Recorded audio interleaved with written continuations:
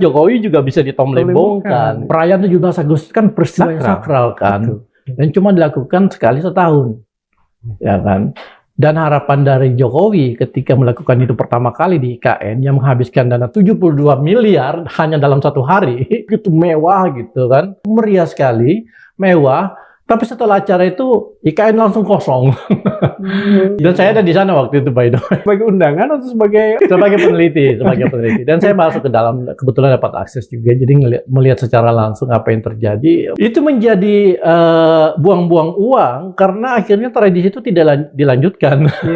Kalau misalnya 72 miliar itu digunakan untuk memulai satu tradisi yang kemudian berlanjut dari tahun ke tahun, oke lah. Memang Pak Jokowi berpikir dia cuma menghayal, saya kira, tapi nggak dipikirkan. Di situ ada Sri Mulyani, ada Bambang Brojonegoro, ya kan.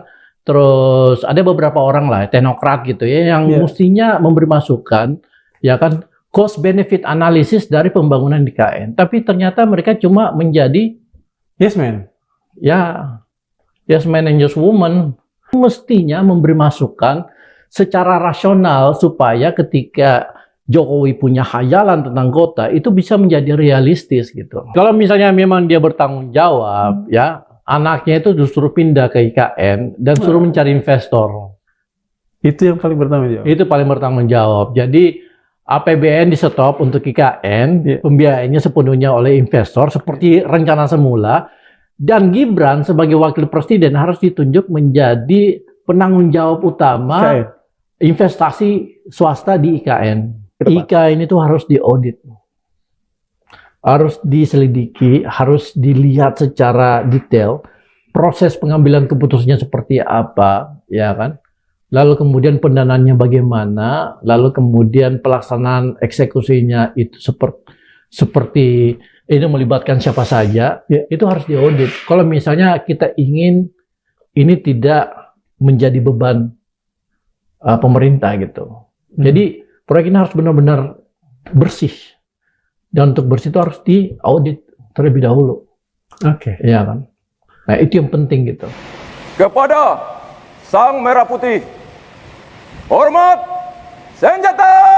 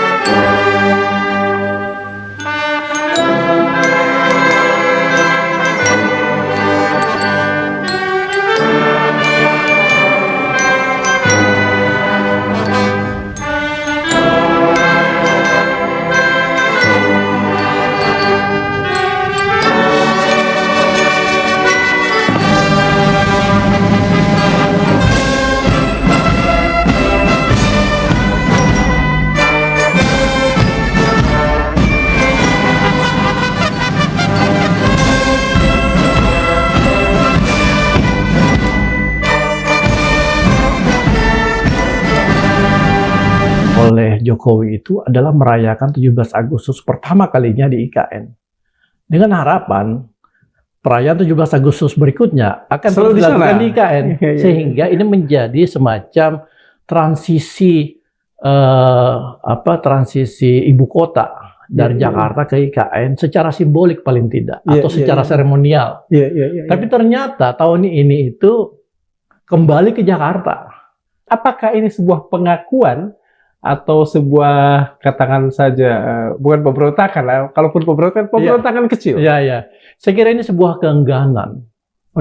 Keengganan dari pemerintahan Prabowo dan mungkin Pak Prabowo pribadi ya untuk melanjutkan tindakan-tindakan simbolik yang sudah dimulai oleh Jokowi tahun lalu, dan kemudian mengembalikan apa yang menurut Prabowo itu sakral kembali ke Jakarta.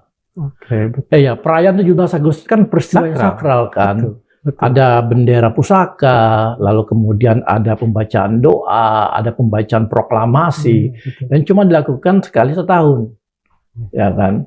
Dan harapan dari Jokowi ketika melakukan itu pertama kali di IKN yang menghabiskan dana 72 miliar hanya dalam satu hari Untuk itu, ya kan? Dan saya ada di sana waktu itu, by the way. Saya ada di sana, saya lihat sendiri gitu, begitu mewah gitu kan. Untuk sewa Alphard aja itu bisa sampai 7 juta. Untuk apa waktu itu, sebagai undangan atau sebagai apalah? Sebagai penyelundup. Enggak. Sebagai peneliti. Dan saya masuk ke dalam, kebetulan dapat akses juga, jadi melihat secara langsung apa yang terjadi. Meriah sekali, mewah. Tapi setelah acara itu IKN langsung kosong. Ya, kosong. Dan itu mungkin kali terakhir. Bisa dikatakan buang-buang uang, Prof. Kalau menurut, kan Profesor melihat sendiri, jadi bisa mengukur. Itu menjadi buang-buang uang karena akhirnya tradisi itu tidak dilanjutkan. Kalau misalnya 72 miliar itu digunakan untuk memulai satu tradisi yang kemudian berlanjut dari tahun ke tahun, oke lah, kita bisa terima. Ini tidak. Prabowo menganggap bahwa perayaan 17 Agustus terlalu sakral untuk dilakukan di sebuah wilayah pembangunan proyek yang belum selesai. Gitu. Tapi secara dalam hati sebagai seorang warga negara, Prof setuju mensyukuri adanya perubahan ini atau tidak? Karena kan lumayan 72 digunakan buat apalah, bukan itu? Saya kira apa yang saya setuju atau tidak setuju tidak terlalu relevan lah ya. Tapi coba kita pahami kenapa. Ya kan, perayaan 17 Agustus dirayakan tahun ini kembali ke Jakarta, gitu kan. Karena ini kan perayaan yang sangat historis, ya. Dan seluruh proses kemerdekaan itu kan terjadi di Jakarta. Di Jakarta, betul. Jadi memang harus tetap dilakukan di sini. Kalaupun suatu saat, misalnya Indonesia itu memiliki ibu kota baru, perayaan 17 Agustus harus tetap di sini. Karena disinilah tempat proklamasi kemerdekaan itu dilakukan, gitu. Langkah tegap maju.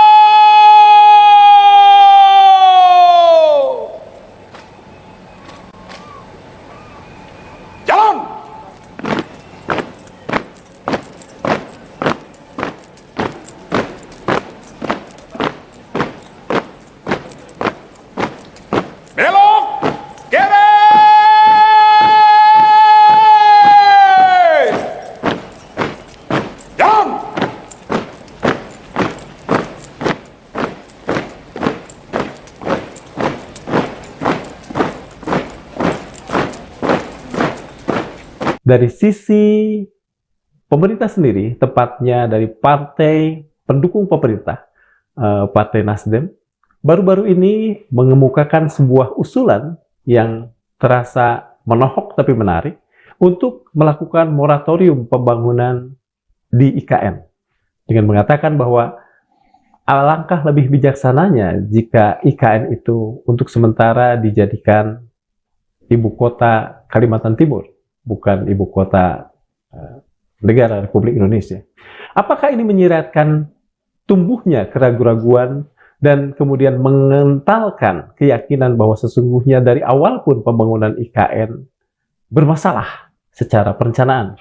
Untuk itu, untuk menggali persoalan ini dengan lebih tegas, lebih jelas, dan tentu saja lebih akademis. Di tengah hitbatnya upacara kemerdekaan, kali ini kita kembali flashback pada acara yang sama tahun lalu yang dipaksa diadakan di IKN oleh Jokowi dengan dana 78 miliar rupiah, pakai sewa Alphard dan lain-lain. Dalam kasus ini, menurut pengamat, Jokowi bisa dijerat kasus seperti Tom Lembong. Ini jelas membuang-buang anggaran negara dan lebih jelas kerugian negaranya dibanding Tom Lembong. Coba saja kalau ada yang berani laporkan kasus ini, pasti lebih gampang diaudit dan jelas merugikan negara. Dan faktanya saat ini Prabowo lebih pilih Jakarta, meski jauh lebih hikmat daripada tahun lalu. Bahkan Presiden Prabowo mencium sang saka merah putih.